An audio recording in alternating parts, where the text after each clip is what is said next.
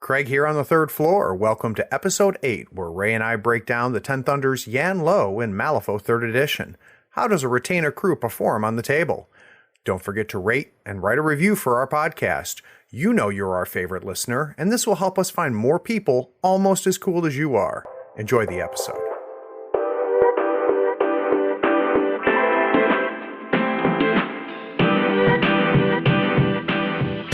There are few things better than sitting at a table, unplugging, and going to battle with some friends. Welcome to another episode of Tabletop Talk.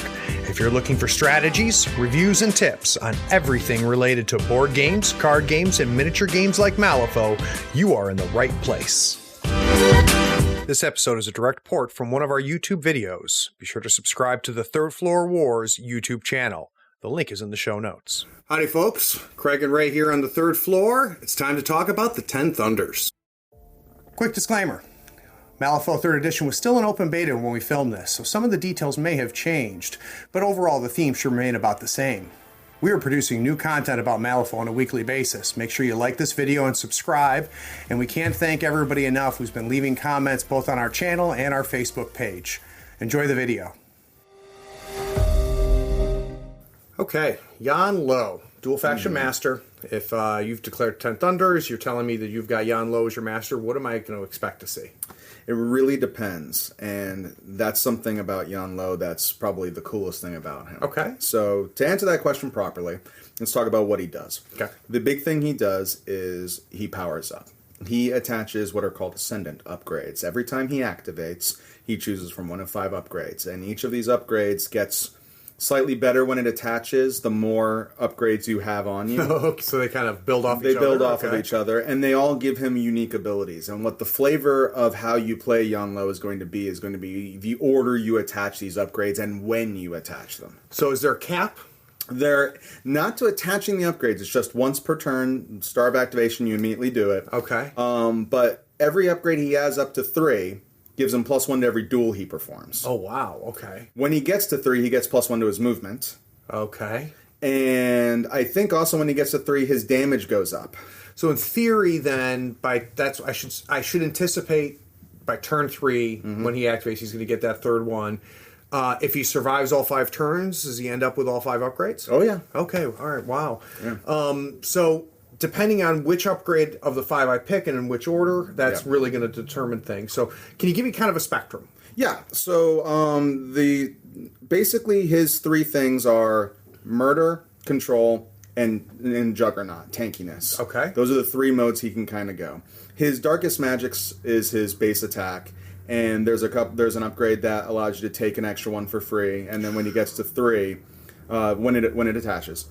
It gives him gunfighter, allows him to charge even if he's engaged. It just makes him more mobile for being able to kill. And like I said, when he gets to 3, he does that extra damage. Right. So he starts becoming something that's a very severe threat. And then, of course, by turn 3, that's a stat 7 cast. Ugh. So there's that. 2 or 3 of his upgrades are defensive oriented. One of which is like his Flesh Ward, which gives him regeneration, a bonus action to heal, and something else that I'm forgetting off the top of my head, but it makes him really tanky. And then a couple of the other upgrades are utility-based upgrades, like being able to get soul stones off corpse markers, or being able to reposition himself, stuff like that. So that's kind of cool because, based off of the board state at the beginning of each activation for him, it's at the beginning of each turn or his activation. It's his activation. That's even better because, I could delay that and really get a sense of board state. I can know which of those to bring in. So I understand. The versatility is definitely there. That's great. Right. How about, we talked about his offensive abilities when he gets to 3. Is there anything else offensively we should watch out for? Is that not that cast 7 damage dealing isn't enough? So it's apparently not enough because he's got a way more abilities, and that's just the tip of the iceberg. Oh, wow, okay. So the big ones that you have to be aware of, he can heal. Right. Anybody. So that's a thing. He heals better if you have an Ancestor upgrade, which we'll get into when we talk about his crew. Or, an Ancestor upgrade. Yep. He has a reposition that gets better the more Ancestor upgrades you have. And then he can also resurrect ancestors. Oh, okay. So he can summon. Yeah. Wow. Kind of. So when you say resurrected, it's a replace effect. Got it. So it's not an actual true summon. You do have to have a model that you're going to replace to turn into something else. But, I mean, if you're, got a big, heavy model that just died and you want to get it back off a Scheme Runner, you can do that. Nice. Very, very nice. And we kind of covered the resiliency, too, right? So, depending on... So, that's kind of neat, though. I guess if I've got a crew coming at me hard early, I can load him up defensively. Yeah. If I'm going to take the battle to them, I can load him. That's very, very interesting. Talk to me about his totem. So his totem is the Soul Porter, and the Soul Porter is one of those really, really annoying models because it's incorporeal. It can heal. It is I think it's move 6 and it's got reach 2. Wow. But it also has the ability to move other ancestors, so it allows them to move their move. So it allows you to reposition off of a model that's really, really inexpensive on top of that. So it's just kind of an all-comer piece that you get a lot of work out of. Nice. All right, that's Yan Lo.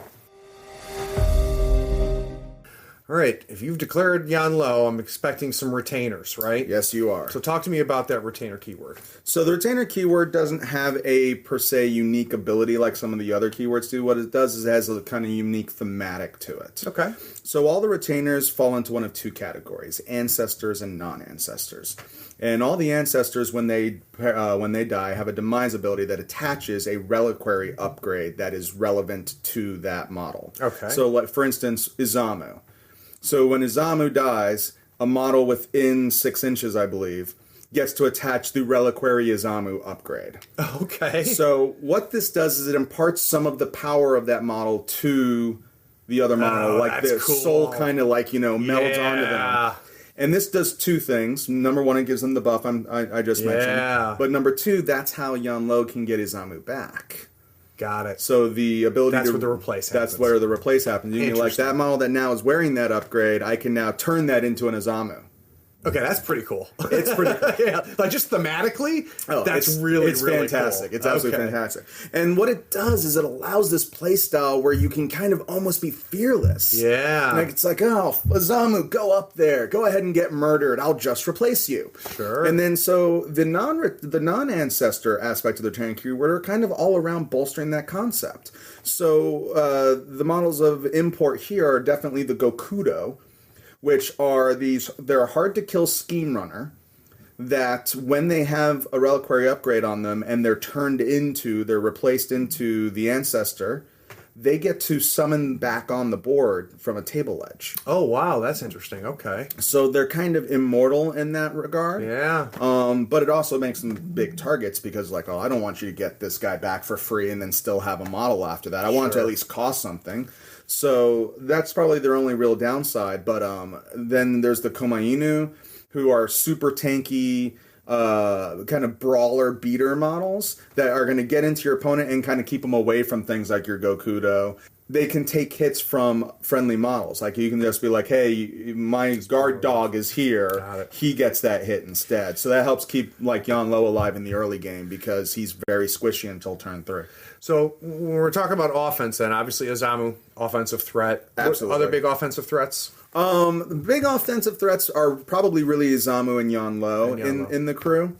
There's a couple of other models like Manos, the Risen, and then of course Yin the Penanggalan. Those two models can be offensive in nature, but I feel like their utility is probably a little bit more what you're pulling them in for. Mm-hmm. If you're trying to kill stuff, you really are using Izamu to frontline and really put the hurt on things. And then Yan Lo kind of comes in behind and goes, hey, I have the darkest magics, let's go. Sure. Cool. How resilient is this crew? Extremely resilient. Yeah, I mean, obviously the replace thing becomes part of that, right? Well, not only that, but one of the abilities that we didn't talk about with Yan Lo a minute ago was that he can pulse out shielded to his crew. That's a big deal. It's a really big deal.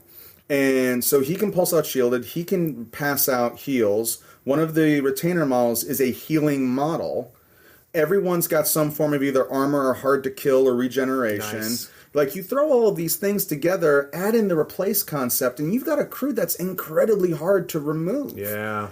And that can be a really big challenge for some other factions and masters to be able to deal with. Like, how do you stop a crew that is immortal? Sure. And that's kind of what the Ancestor Retainer keyword makes you feel like you have, especially when you get to turn 3. That can be demoralizing. It can be. It absolutely can be demoralizing. Because, like, one of the things you can do, and I don't really want to get into tactics, but it's like it's a really big thing Yanlo can do, is because you don't want him up turn 1, you can turn 1 and be like, you know what? Your crew is kind of dangerous from afar. I'm going to put on Incorporeal, the Ascendant upgrade that grants Incorporeal, and my 3 actions are going to pulse Shielded 3 out to my entire crew. And then I will use my crew and my Soul Porter to move me. Got it. And then they're going to get into position, and then if you get close enough to shoot at me, everyone's got Shielded 3 plus all their other stuff. And if you do get damage on my models, I'll heal it next turn. Yeah, and then I'm going to get to you, and that's going to be the end of the story. Right. So very, it can be very demoralizing at times. Very nice. So how about out of keyword within the 10 Thunders faction? Any versatile models that you like to look at for Yanlo? A lot of versatile models that I like to look at for Yanlo. I definitely like Yasunori with Yanlo, because giving Yasunori shieldage just kind of dials him up a little bit, because he's already really easily gets his damage reduction trigger. And then giving him shielded kind of effectively makes him armor 2 almost ad perpetuum. Right. The healing is really good for that. And the same thing with like the emissary. Ranged threats are really good for Yanlo to have, because his crew inherently is not very ranged outside of him. Snipers. So maybe. like snipers would be the tax, but like Fuhatsu or Samurai, both of which have armor and hard to wound and juggernaut. So again, more tank is coming in. Sure. Given those guys, shielding is almost like superfluous at that point. They're already almost impossible to kill. So what is Yanlo and this crew afraid of? He's afraid of people who ignore armor. Yeah. That's a big one, because a lot of his crew that is tanky because they're armor with shielding. So it's people who can ignore armor, people who can ignore shielding. Analyze weakness, I think, is the trigger. Yeah, or precise is another one, ability. Yeah. Those kind of triggers, definitely. Anything that can alpha, he has to respect, because he's like defense 3 when he starts out. It's buffing him up. He's defense and willpower 3, or defense 3, willpower 4. No defensive stats. Got it. Like, his defensive stats are what he gets from his upgrades. Got it. So if you can get to him, the only thing stopping your opponent from killing you is the fact that you have 12 wounds and stones. Got it. And because you're running elite heavy with Yanlo, you may not be running a lot of stones, because trying to pick which ancestor to take is like, Manos gives regeneration when he dies, Izamu gives armor when he dies, all these various things. It's like trying to pick which ones you're going to take. You run out of stones really quick playing with him. I can see that. But kind of the goal is that you're so impassable as a crew that you don't need to have a ton of stones. Yep. But there is the opportunity to run into a crew that could make a bad day for Yanlo. Oh, absolutely. And if you can get in and you can get past that front line that's trying to protect him, and that's why I think Komainu are kind of almost an auto take with him, because they can sack themselves to attacks. Save him, right. If you can get through to him, or if you have snipers and you can snipe him out, like early turn 2 type thing, even turn 3 if you can get to him. It's like, if just stopping him by turn 3. If you can't stop him by turn 3, you are playing damage control. Got it. How about what kind of player is going to enjoy playing Yanlo and 10 Thunders? If you like Super Saiyan-esque kind of concepts to your game, then Yanlo is your dude. Okay. If you like Voltron kind of concepts to your characters, I know I'm going kind of anime cartoon here, but that's kind of what Yanlo feels like. Like, you get all of these abilities that you can kind of combine and do your crazy stuff with, and he's ramping up the entire time. So it's like, and if the last thing I would say is that if you would like to play a crew where you don't have to worry quite as much about dying. Oh, okay. Like, you gotta be okay with it. Yeah, if you like throwing models up and they normally gets killed and you're like, oh well, that happened. This is the crew for you, because I always throw Izamu up and he dies top of turn 2 or something like that, and I'm just like, oh darn. Right. You're now Izamu. Very cool. Just so, last thing real quick, learning curve. Do you think he's a steep learning curve, shallow learning curve? How is he for a new player? I would say for a new player, he's probably not too bad. Okay, good. But I will say that the skill cap for him is fairly high. Got it. I think that's true of almost all of them, isn't it? It is really true of almost all of them, but Yan Lo for me really feels that way because it starts from his crew selection and then moves to every turn what upgrades you're going. Yep. Who do you put your reliquary upgrades onto? When do you replace them? Lots of decision points. It's a lot of micromanaging decision points. So it's like if you just want to hurl people out and be like, you know, an unstoppable god, you can do that, and then it's fairly simple. But if you want to get some really finite, high skill level plays, Yan Lo can grant that to you. That's great. That's great. All right, that's Yan Lo. Thanks for listening. Be sure to rate and write a review on this podcast so we can find more people almost as cool as you are. Check us out on Facebook, Twitter, and YouTube by searching for Third Floor Wars. That's THIRD. We'll catch you next time on the third floor.